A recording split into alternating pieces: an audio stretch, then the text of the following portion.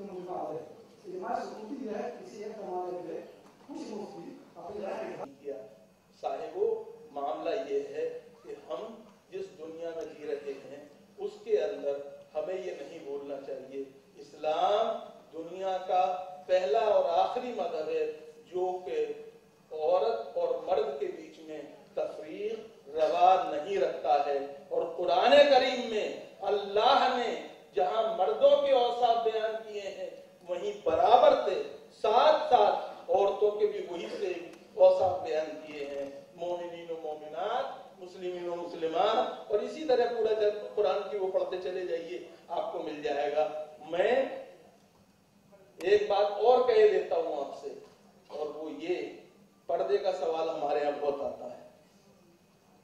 عورتوں کو اس بات کا پورا حق ہے کہ وہ سورہ احزاب والا پردہ اختیار کریں یا سورہ نور والا اختیار کریں، یہ عورتوں کا حق ہے، اس کو مجھے ڈکٹیٹ کرنے کا نہیں ہے۔ اور پردہ صرف عورتوں پہ کرنے کی چیز نہیں ہے، مردوں کو بھی اس کا احترام اور التزام کرنا چاہیے۔ میں عظمی ناہید کو کا شکریہ ادا کرتا ہوں۔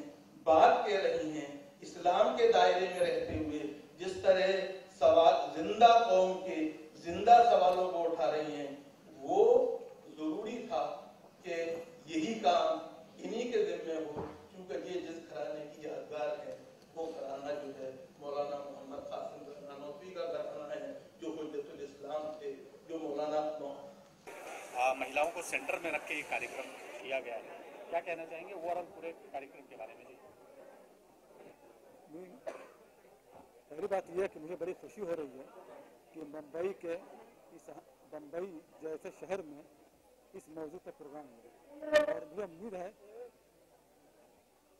امید ہے کہ یہاں جو پیغام دیا جائے گا وہ اس کی انشاءاللہ بازگشت نہ کہ پورے ملک میں بلکہ انشاءاللہ پورے عالم اسلامی سنائی دے گی۔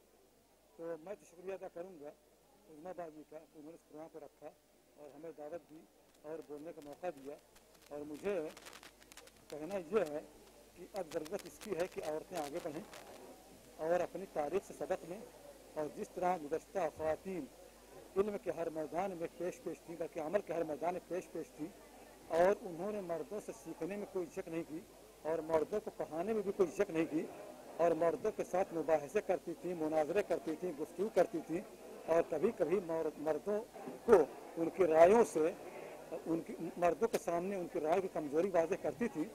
وہ دور دوبارہ آنا چاہیے، اس کے لیے عورتیں آگے بڑھیں، اور دوسری یہ ہے کہ مردوں کو ان کا ساتھ دینا چاہیے۔ قرآن کریم میں آتا ہے کہ قیامت کے روز جن بچیوں کو زندہ دفن کیا گیا ہے ان سے سوال ہوگا کہ ان کا جرم کیا تھا۔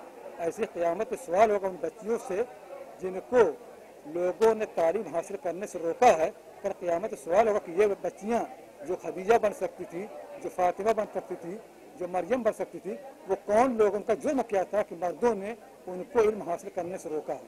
یہ سوال ہونے والا تھا۔ آج ضرورت ہے کہ مرد آگے بڑھیں اور عورتوں کو سارے مواقع دیں جو مواقع خدا اور رسول نے کوئی بھیک نہیں ہے، عورتیں بھیک نہیں مانگ رہی، عورتوں کے وہ بنیادی حقوق ہیں جو قرآن اور نبی کی سنتیں موجود ہیں، یہ سارے حقوق ان کا اعتراف ہونا چاہیے، اور مردوں کو چاہیے کہ آگے آ کر کے ان کا اعتراف کریں اور اس سلسلے میں جو بھی معاونت ہو اور جو بھی مدد ہو پیش کریں۔ تو میری گزارش یہی ہے کہ مرد عورت دونوں مل کر کے آگے بڑھیں اور عورتوں کی تعلیمی ترقی اور عورتوں کی اور دوسری ترقیات بھی ان میں پورا حصہ لیں، اور جو کمی رہ گئی ہو اس کمی کی تلافی کریں۔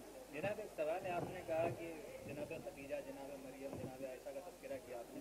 1400 سال پہلے انہی عورتوں نے درس دیا ہے عورتوں کو، لیکن آج ہمارے جو علماء ہیں اور عالم لوگ ہیں وہ ان کے مزارات کے بارے میں کیوں نہیں سوچتے؟ اہم بات یہ ہے کہ اصل بہت سی غلط فہمیاں مختلف کلچر کے ذریعے سے اسلام میں آ گئی۔ جو لوگ مسلمان ہوئے، مسلمان قومیں ہوئیں، بہت سے لوگ وہ تھے جو پہلے سے کسی اور مذہب میں تھے، ان کی تہذیب الگ تھی۔ جب مسلمان ہوئے تو بہت سی چیزوں کی اصلاح نہیں پائی، تو عورتوں کا جو مقام ان کے معاشرے میں تھا اسی کو انہوں نے باقی رکھا، اور جو قرآن و سنت میں تعلیمات ہیں یا تو ان کو نظر انداز کیے جان کر کے یا ان کی طرف توجہ نہیں دی، یہ ہوتا رہا ہے۔ تو ضرورت اسی کی ہے کہ لوگ قرآن کا صحیح مطالعہ کریں اور سنت جو حضور صلی اللہ علیہ وسلم کی ہے اس کا صحیح مطالعہ کریں، وہاں دیکھیں کہ کیا ہوتا تھا۔ مدینے کے اندر آپ کو گلیوں میں جہاں مرد ملیں گے وہاں عورتیں ملیں گی، اب بازاروں میں जहाँ मर्द मिलेंगे वहाँ औरतें मिलेंगी, यहाँ तक कि मैदान जंग में जहाँ मर्द मिलेंगे वहाँ औरतें मिलेंगी। गर्ज की जिंदगी के हर शोबे में मर्द औरत दोनों, और हुजूर सल्लल्लाहु अलैहि वसल्लम ने कभी किसी औरत को इसमें हिस्सा लेने से नहीं रोका, न मस्जिदों के अंदर और न जिंदगी के दूसरे मैदानों में। मदरसा बनना चाहिए बिल्कुल, इसलिए कि होता यह है कि बसा औकात बाद मसाइल का मुताला आदमी खास पहलू से करता है, दूसरा पहलू उसकी निगाह नहीं होता है। अगर औरतें मुताला पढ़ेंगे नहीं तो औरतों के जो मसाइल हैं बसा औकात मर्द उनको सही नहीं समझेंगे और उनका पहलू नज़रअंदाज हो जाएगा। मैं खुद जानता हूँ, मेरे क्लास में मर्द औरत दोनों होते हैं। बसा औकात औरतों की तरफ से ऐसे सवाल आते हैं जिनकी तरफ मेरी तवज्जो ही नहीं गई थी, तो उनके सवाल करने से उन मसाइल पर तवज्जो होती है, उन पर गुफ्तगू करते हैं। और बाज़ ख़वातीन ऐसी गुजरी हैं कि मर्दों ने औरतों के मसाइल में ज़्यादती की तो उन्होंने सलाह की कि भाई ये हमारे मसाइल हैं, हम आपसे ज़्यादा जानते हैं, इसमें हमारी गुफ्तगू आपसे ज़्यादा मुदल्लल होगी। और ख़ुद इस्लाम के अंदर जो औरतों के मसाइल हैं, इन मसाइल के अंदर औरत की राय को मर्दों की राय पर तरजीह दी गई है। मैडम, आप क्या कहना चाहेंगे पूरे ओवरऑल इस तरीके के कार्यक्रम को कहें, महिलाओं को प्रोत्साहन देने की बात करें, और आपके जहन में इस प्रकार की कैसे बात आई कि महिलाओं को प्रोत्साहन की जरूरत है, उनको सपोर्ट की जरूरत है? जी, मैं तो 25 साल से काम कर रही हूँ इसी फील्ड में, और कोशिश यही कर रही हूँ कि औरतें अपना मर्तबा, अपना जो उनका स्टेटस है उसको समझें इस्लामी। तो हमें मालूम है कि औरतों का जो इस वक्त जो मकाम है और जो इस वक्त उनकी हैसियत है वो इस्लामी हैसियत नहीं। जैसे प्रोफेसर साहब ने भी फरमाया कि हम इस्लाम और हमारी सोसाइटी जो है हम उसको अलग अलग पाते हैं। तो ये पूरा प्रोग्राम इसी चीज़ के लिए मुनक़िद किया गया कि हम अपनी पहचान को दोबारा वापस लाएं और ये कोशिश करें कि जो उस ज़माने में जो रसूलुल्लाह सल्लल्लाहु अलैहि वसल्लम के दौर में औरत को मर्तबा और मकाम हासिल था वो दोबारा उसको मिले। तो कहीं ना कहीं महिलाओं का, जैसे उलमा या बड़े बड़े ये कहते हैं कि महिलाओं में सोचने की शक्ति कम होती है, इसलिए महिलाओं को पीछे रखा जाता है। क्या आप मानती हैं इस बात से? नहीं, बिल्कुल नहीं मानती। इसलिए कि एक तो मिसाल तो सब उन्होंने दी है कि हम जब ये बात कोई कहता है तो मैं उनसे ही सवाल करना चाहती हूँ कि वो जो उम्महातुल मोमिनीन थी उनके बारे में क्या कहेंगे। वो भी तो औरतें थीं, और इस ज़माने की औरतें चाहे दूसरी कौमों की औरतें हों, जब वो मुल्कों की सदर हैं, मुल्कों की प्राइम मिनिस्टर हैं, तो क्या वो अकल की कम है? नहीं, सबसे ज्यादा जो क्या मैं अगर देखें आप तो देश की अगर अध्यक्ष रही हैं या प्रधानमंत्री रही हैं तो मुस्लिम देशों में रही हैं। एक बात नंबर 1। नंबर 2, दूसरी बात जो है वो ये कि ये कुछ मर्दों की मानसिकता है कि वो महिलाओं को, सिर्फ मुसलमानों का मामला नहीं है, एक तरह से नजरअंदाज करते हैं। ताजमहल की तो दुनिया में हर जगह प्रशंसा होती है कि मियाँ जो था कितनी मोहब्बत करता था पति कि उसने बीवी के लिए ताजमहल बना दिया। लेकिन उससे पहले जी हुमायूं का मकबरा उसकी बीवी ने बनवाया, उसका कोई तस्करा नहीं करता है जी। जबकि अगर आप देखें तो मुस्लिम आर्किटेक्चर का हिंदुस्तान में ताजमहल से पहले अगर कोई परफेक्शन मॉडल है तो वो हुमायूं का मकबरा है, जो कि बीवी ने बनवाया था मियाँ के प्रेम में। तो हमारी एक आदत हो गई है इसको हम। और दूसरी बात ये है कि जब तक मेल शोविनिज्म से हम अपने समाज को बाहर नहीं निकालेंगे उस वक्त तक नहीं होगा। उज़्मा हो, डॉक्टर अकरम नदवी हो, हमारे दोस्त नवेद हामिद हो, कोई भी हो, हम सब एक बात करते हैं और कुछ नहीं। जो कुछ अल्लाह और रसूल ने औरतों को अधिकार दिए हैं वो औरतों को मिलने चाहिए। और आपका की व्याख्या क्या है, आपने किस तरह से चीजों को बयान करते हैं, हम इसको मानने को तैयार नहीं हैं। हम अल्लाह और रसूल की पैरवी करेंगे जहाँ तक धर्म का मामला है। हम लोगों के जोरे बयान को नस्से कुरान का दर्जा देने को तैयार नहीं है। मैं एक बात करूँगा जी। जैसे मुल्क में मुसलमान औरतों को लेकर और मुझे हमदर्दी का इजहार करते हुए मुसलमान औरतों इस्लाम की छवि खराब की जा रही है और इस पर इशू उठाए जा रहे हैं कि इस्लाम बदला। देखिए, ऐसा है कि हम ऐसा कोई मौका ही किसी को क्यों दें कि वो हमारी तरफ उंगली उठाए।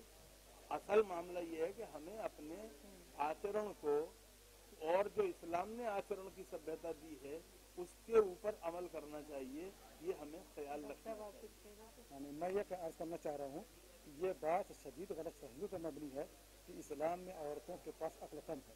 قرآن کریم کے اندر جن عورتوں کا تذکرہ ہے کہیں پر اس کا اشارہ بھی نہیں ہے، بلکہ یہ قرآن میں ایک خاتون کا تذکرہ ہے جو اپنے ملک پر حکومت کر رہی تھی، ان کی عقل کی اور ان کی سمجھداری کی تعریف کی گئی ہے۔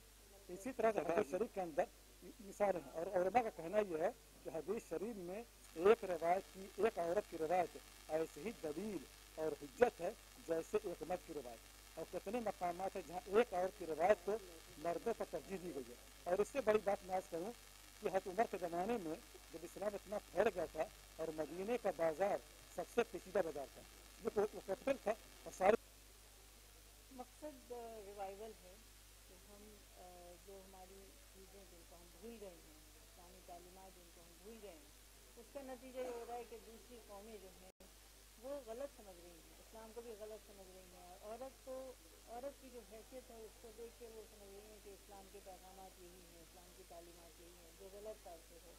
تو خود عورت کو کھڑا ہونا چاہیے کہ وہ رائٹ وے میں اسلام کی تعلیمات کو پیش کرے۔ اور آپ نے سنا کہ تاریخ میں اتنے سارے واقعات جو ہیں بھرے پڑے ہیں، اور ان کی تو 40 جلدوں میں کتاب ہے کہ جو صرف عورتوں ہی پر ہے، عورتوں کے کارناموں پر ہے۔ تو کوئی اسے پڑھنے کے لیے بھی ٹائم اتنا کہاں سے نکالے گا جو انہوں نے لکھنے میں ٹائم نکالا۔ تو ہمیں لگتا ہے کہ اگر یہ جو دور ہے اس وقت، یہ میڈیا کا دور ہے، آپ کا بہت آپ کا شکریہ ہم ادا کرنا چاہتے ہیں، اور آپ اس کو کور کر رہے ہیں، یہ بہت بڑا شکریہ، کیونکہ عام طور پر نگیٹیوٹی کو زیادہ پروموشن ملتا ہے، پازیٹیوٹی کو ملتا نہیں ہے۔ تو آپ لوگ ماشاءاللہ پازیٹیو ہیں، آپ نے ہمارا ساتھ دیا، اس کے لیے ہم آپ کے شکر گزار ہیں، اور یہ چاہتے ہیں کہ اس پیغام کو دور دور تک پہنچائیں کہ عورت جو ہے وہ خود اپنی ذات میں ایک انجمن ہے، اپنی ذات میں ایک حیثیت رکھتی ہے، اور وہ دنیا کو بدل دینے کی صلاحیت رکھتی ہے۔ پہاڑوں کے درمیان، صفا اور مروہ کے درمیان وہ دوڑی 7 بار، وہ ارکان، وہ ایک فرض بنا دیا گیا کہ تمام حاجی چاہے وہ عورت ہو یا مرد تب وہ پورا ہوگا۔ حضرت ہاجرہ کی دوڑ صفا اور مروہ جو صحیح کہلاتی ہے، حج کا حصہ ہے۔ اس سے بڑی اور کیا مثال ہوگی؟ اللہ تعالیٰ نے حکم دے دیا کہ یہ اس کے ارکان میں سے، حضور اکرم صلی اللہ علیہ وسلم نے حکم دے دیا، اب اس سے بڑی چیز ہے۔